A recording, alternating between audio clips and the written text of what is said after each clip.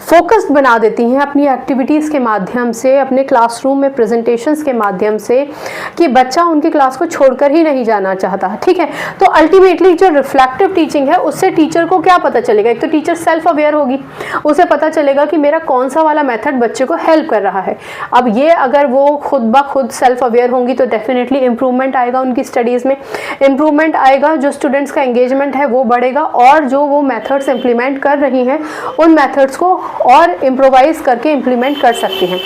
यानी रिफ्लेक्शन क्या होता है कि देखना, प्रतिबिंब आना, ठीक है ना, रिफ्लेक्ट करना, आपने जो पढ़ाया, जो मेथड आपने इस्तेमाल किया, अब आप उसको एक बार एनालाइज कीजिए, और एनालाइज करने के बाद आप देखिए कि किस तरीके से और उसको इम्प्रोवाइज किया जा सकता है। ठीक है, रिफ्लेक्टिव टीचिंग से टीचिंग के खुद के एक्सपीरियंसेस को वो इंक्वायर करेंगी और फिर बच्चों को मीनिंगफुली एक सही तरीके से गाइड कर पाएंगी। चलिए, इसके अलावा SA सर्व शिक्षा अभियान एडवोकेट करता है स्प्लिट अप मॉडल। अब ये स्प्लिट अप मॉडल क्या होता है? स्प्लिट अप मॉडल का मतलब ये होता है कि आपको सर्व शिक्षा अभियान तो आगे हमारा PM मोदी जी की तरफ से, सेंट्रल गवर्नमेंट की तरफ से स्टेट्स को हमने जिम्मेदारियां दे रखी हैं। अब स्टेट्स में डिस्ट्रिक्ट्स हैं, और डिस्ट्रिक्ट में टीचर एजुकेशन की ट्रेनिंग का जिम्मा डाइट लेती है। आप सभी को पता है, डाइट यानी कि district institute for education and training, बढ़िया टीचर की ट्रेनिंग देती है ये। ठीक, आप इसका लेक्चर अलग से सुन भी चुके हैं। तो स्प्लिट अप मॉडल में टीचर्स को इन सर्विस ट्रेनिंग दी जाएगी।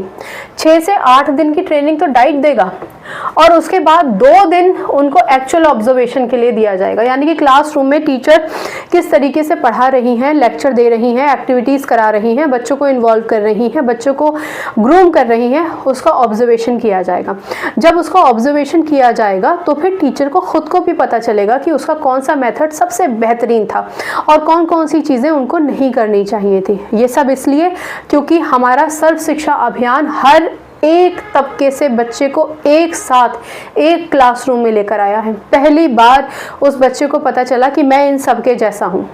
अगर एक बड़े घर के बच्चे को शिक्षा का अधिकार है तो मुझे भी है, भले ही फिर मैं किसी भी परिवार से आता हूँ। ठीक है ना, तो अल्टीमेटली टीचर को अगर हम ट्रेनिंग देंगे तो एक क्लासरूम एनवायरनमेंट बढ़िया हो जाएगा। इसके अलावा सर्व शिक्षा अभियान NCF की गाइडलाइंस को ध्यान में रखते हुए, मद्देनज़र रखते हुए, NCF नेशनल करिकुलम फ्रेमवर्क कब आया?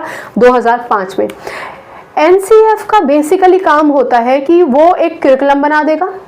करिकुलम बनाने के बाद टीचर्स जो करिकुलम बना देगा, एक्शन रिसर्च पे काम करेगा, अपनी तरफ से पूरा प्रिस्क्रिप्शन दे देगा, प्रिंसिपल्स और लेआउट बना देगा, एक रोड मैप बना देगा। NCF national curriculum